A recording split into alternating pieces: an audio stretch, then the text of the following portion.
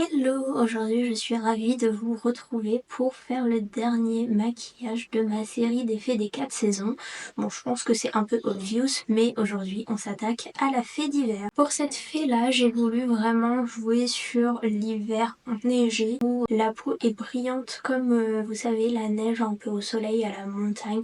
Ça fait comme s'il y avait des petites nacres, des petites paillettes à la surface et ça reflète vraiment un peu doré, argent blanc, c'est trop joli.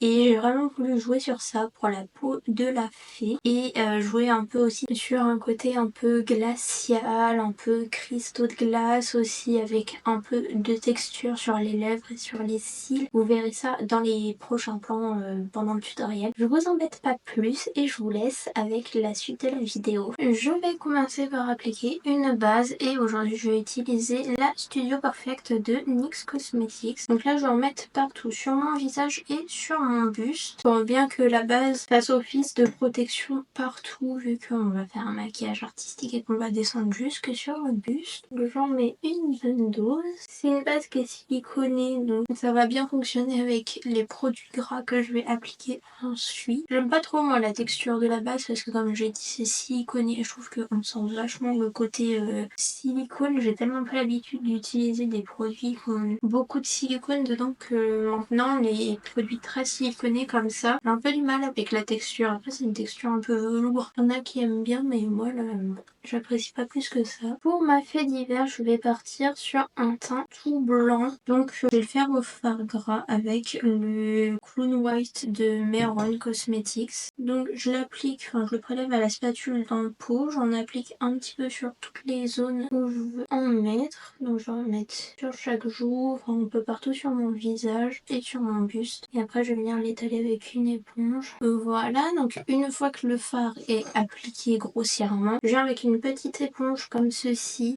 Pour les maquillages artistiques, je vais venir tamponner la matière. J'essaye d'avoir un rendu le plus homogène possible, même si ça sera sûrement pas 100% homogène. J'essaye d'avoir le rendu le plus lisse possible. Je remonte bien jusqu'à la racine des cheveux, quitte à m'en mettre un petit peu dans les cheveux, c'est pas grave. Je peux aussi passer un peu sur les sourcils pour les adoucir. Comme j'ai les cheveux très foncés et les poils très foncés en général, ça fera pas de mal. Pas que ça tranche trop avec le reste du teint. J'en mets aussi sur mes paupières. Donc je continue à dégrader la matière jusqu'à ce que j'ai fini de faire tout le visage et le buste. Moi je vais couper je pense ici parce que c'est pas très intéressant pour vous. Maintenant que j'ai le teint aussi blanc que le mur derrière moi, je vais venir rehausser un petit peu avec du blush crème. Et aujourd'hui je vais utiliser le blush crème de chez Beauty Bay en teinte bonbon. C'est un rose très froid, un peu poupée. Je pense que c'est une couleur qui va bien matcher pour le look que je veux faire parce que je veux vraiment des tons très froid et assez léger. Et comme le rose est assez clair, je pense que ça va bien se mélanger avec le teint blanc. Donc pour ça, je vais prendre un pinceau là, un biseauté comme ceci, un pinceau action. Donc j'ai mis un petit peu de produit sur ma main et maintenant je vais venir tapoter mon pinceau dedans et je vais l'appliquer au niveau des joues. Ouais, c'est bien ce que je me disais, c'est vraiment une couleur qui est très légère, donc avec le blanc ça se fond super bien. J'hésite pas à forcer un petit peu parce qu'après on va poudrer d'une manière un peu originale, vous allez voir. Donc il faut que le blush ressorte quand même parce qu'on va pas pouvoir après réappliquer des produits poudre par-dessus. Donc voilà, je l'intensifie au fur et à mesure, j'y vais tranquillement pour pas que ce soit non plus trop intense d'un coup et j'arrive plus à le fondre correctement. Et avec un petit pinceau fluffy comme ceci, je vais venir prendre ce qui reste sur ma main et je vais l'appliquer au creux des lèvres. Alors les blush Beauty Bay, ce sont des produits hybrides que l'on peut utiliser également en rouge à lèvres. Donc il n'y a vraiment aucun souci à les utiliser sur les lèvres. Je vais vraiment le mettre au centre, faire un peu un côté lèvres mordues mais vraiment très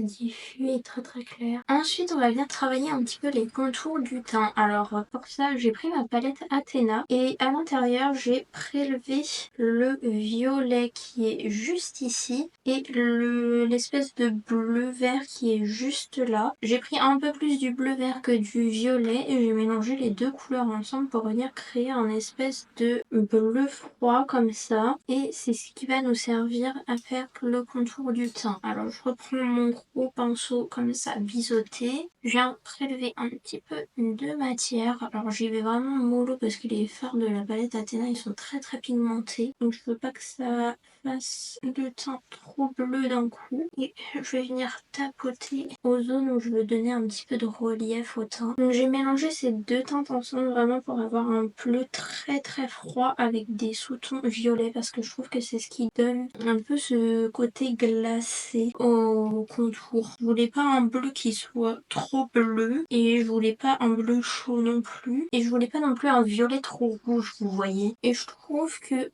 cette espèce de bleu très foncé qui tire presque vers le gris, j'ai envie de dire. Ça fonctionne vraiment bien. Je vais en mettre un peu au niveau du nez aussi pour le faire un peu ressortir. Et je vais aussi en mettre au niveau du creux des clavicules pour marquer un petit peu le buste et faire ressortir un petit peu les contrastes naturels à ce niveau. Avec ce qui me reste de matière sur ma plaquette et sur ma spatule, je vais venir reprendre le petit pinceau fluffy que j'ai utilisé tout à l'heure et je vais étaler un petit peu de fard gras au niveau des paupières et je vais venir juste souligner le creux de paupière avec le même fard pour faire ressortir un petit peu le creux des yeux sans vraiment faire un maquillage de fou, c'est juste pour redonner une forme à la paupière. Je l'estompe bien vers le sourcil et j'hésite pas à accentuer un petit peu la couleur et j'en mets un petit peu aussi au niveau des lèvres pour accentuer un peu ce côté glacé. Hop, je le mets sur le contour et je l'estompe dans la peau. On veut vraiment pas quelque chose de précis, il faut que ce soit très flou. Maintenant qu'on a fait tous les contrastes de notre teint, on va venir le poudrer d'une façon un petit peu particulière, comme je vous le disais. On va le poudrer avec des nacres. Donc moi j'ai des nacres comme ça en sachet, des espèces de bleu bébé un petit peu violacé et des blanches dorées comme ça. Donc moi je vais faire un petit mélange dans une coupelle et je vais venir appliquer ça à la pète. Donc avant je vais venir retravailler un petit peu au doigt les endroits où le fard a filé avant de venir tout poudrer. On va vraiment faire l'ensemble de notre teint et du buste avec ce mélange. Donc j'en ai mis sur ma houppette, vous voyez, c'est tout brillant. Et là je vais venir poudrer tout mon visage et mon buste avec ça. Donc c'est pour ça que je vous disais qu'on pouvait pas après retravailler les contrastes du teint parce que une fois que les paillettes elles sont posées, enfin c'est pas des paillettes c'est des nacres, mais une fois que les nacres elles sont posées, un peu compliqué de venir rajouter du contraste par dessus. Donc c'est pour ça qu'il faut que vos contrastes ils soient assez bien marqués dès le départ pour pouvoir poudrer tranquille sans avoir à se soucier de est-ce que ça va trop s'estomper avec la poudre. Après les nacres c'est quand même en général des poudres qui sont pas hyper couvrantes dans le sens où c'est pas du talc ou des argiles blanches comme on peut avoir dans des poudres fixatrices pour le teint classique. Donc ça va être quand même assez en transparence, mais ça va quand même un peu tuer vos contrastes vu que ça va venir faire une couche par-dessus les matières qu'on a appliquées et que ça va refléter la lumière. Donc je fais vraiment ça partout, hein, même sur les paupières, partout. Hein. Faut que tout le teint soit recouvert de nacre. Et maintenant qu'on a le teint aussi brillant qu'une sirène qui sort de l'eau ou qu'un vampire dans Twilight, on va venir retravailler un petit peu les yeux en mettant du fard gras sur les cils et après on va venir coller des faux cils. Vous allez voir, je les ai préparés un petit peu à l'avance. Je vais vous expliquer comment je les ai fait, etc. D'ailleurs, je vous ai pas dit pour les nacres libres en sachet, vous pouvez acheter ça sur Amazon. Vu qu'on va passer aux yeux, je vous ai rapproché un petit peu. Donc je vais commencer par venir colorer mes cils en blanc. Donc pour ça, je prends un pinceau plat et le même fard gras que tout à l'heure, le Maroon Clown White. Je vais venir en mettre sur mes cils. Je commence par le haut et ensuite j'en applique en dessous. Alors j'essaye plutôt de colorer la longueur plutôt que la base des cils pour éviter de me mettre du fard gras dans l'œil parce que ce serait très désagréable. Et c'est surtout pour que après ça puisse matcher avec les faux cils qu'on va appliquer. Donc voilà, je fais pareil sur les cils du bas. Maintenant que nos cils sont bien blancs, on va venir appliquer des faux cils. Moi je les ai préparés un peu à l'avance. Donc les faux cils, j'ai fait exactement la même méthode que pour mes cils. Attendez, j'ai un cil qui est en train de tomber. J'ai utilisé la même méthode que pour mes vrais cils. Donc j'ai pris mon pinceau plat, j'ai peint avec du fard gras blanc dessus. Sauf qu'en plus, je sais pas si vous allez voir là à la caméra, mais j'ai mis du sucre en poudre que j'ai pris avec mon pinceau pareil et que je suis venue en fait ajouter dans le fard gras blanc. J'ai peint les cils comme si je mettais du fard gras blanc, sauf que là du coup je l'ai posé des petits grains de sucre pour faire un espèce d'effet un peu cils givré. Voilà, j'avais vu l'astuce sur TikTok, mais j'ai oublié d'enregistrer la vidéo, donc je ne sais absolument pas sur quel compte j'ai vu ça parce que la personne, je ne la suis pas. Pour coller les faux cils, je vais utiliser la False Lash Glue de chez Makeup Revolution. C'est une colle à faux cils qui est transparente et qui a vraiment pour le coup la texture de la glue. Et elle colle très très fort, hein. Pour le coup, si vous voulez que vos faux cils ne bougent pas de la journée, vous pouvez prendre celle-là. Par contre, à démaquiller, c'est pas vraiment un moment de plaisir, hein, parce qu'elle colle tellement fort que ça fait presque mal quand on se démaquille. Donc là, moi, je vais en mettre sur la bande de mon faux cil. Je laisse un petit peu sécher et après, je vais appliquer sur mes yeux. Voilà, et je vais venir appliquer le faux cil. Et je pince bien mes cils avec les faux cils pour que les deux s'intègrent ensemble. Alors, ce serait bien par contre que la bande colle. Voilà, je vais faire la même chose de l'autre côté. Maintenant que les faux cils sont collés, je vais mettre un petit peu de crayon blanc dans la muqueuse. Et pour ça, je vais utiliser le crayon blanc de la collection Beetlejuice et Makeup Revolution. Maintenant, on va passer à la bouche et je vais venir coller des espèces de petits cristaux transparents sur la bouche pour faire un peu un rappel des petits cristaux de sucre que j'ai mis dans les faux cils. Mais comme c'est sur la bouche, je veux pas avoir du sucre parce que à force de parler, je pense que ça va juste se dissoudre. Donc j'ai un petit pot de strass comme ça de chez Amazon et dedans il y a des cristaux transparents avec des formes un peu aléatoires. Donc je me dis que ça peut faire un peu cristaux de glace. Je vais venir coller ça sur mes lèvres. Donc pareil, je vais prendre de la colle à faux cils. Je vais venir en appliquer sur mes lèvres directement au doigt, je pense. Je vais la tapoter comme ça et je vais venir mettre mes petits strass. Donc je prends un pinceau, je mets un peu de pâte à fixe au bout et je viens prélever mes petits strass comme ça dessus et je viens poser sur la bouche. Je vais pas trop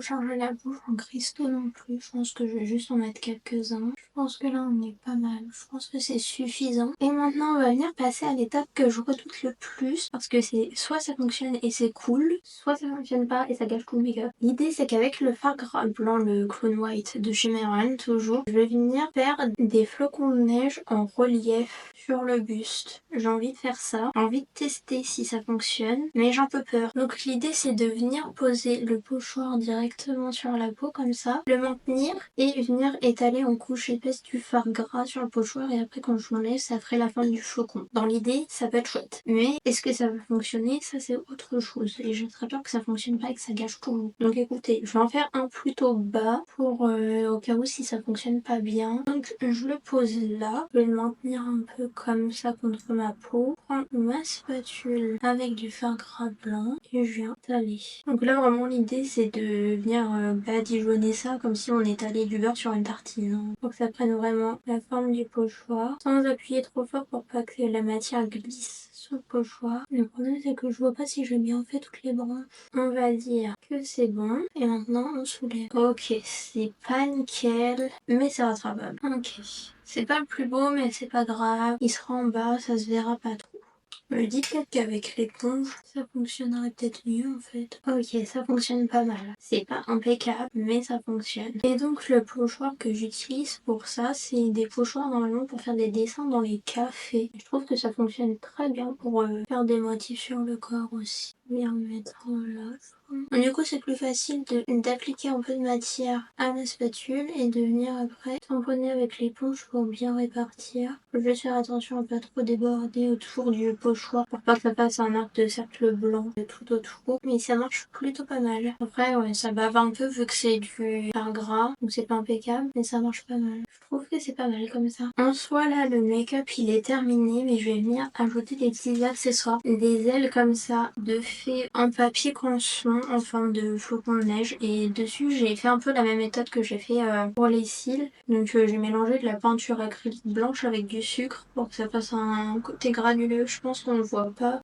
du coup là à la caméra, mais dans la vraie vie ça se voit bien. Donc ça, je vais venir les coller derrière avec de la colle à prothèse. Et j'ai aussi fait une couronne avec des branches. Je vais vous la montrer. Voilà, et j'ai fait une couronne comme ça. Et du coup, bah je vais faire tout ça hors caméra parce que ça va être un peu galère à faire en filmant. Donc on se retrouve une fois que les accessoires sont mis.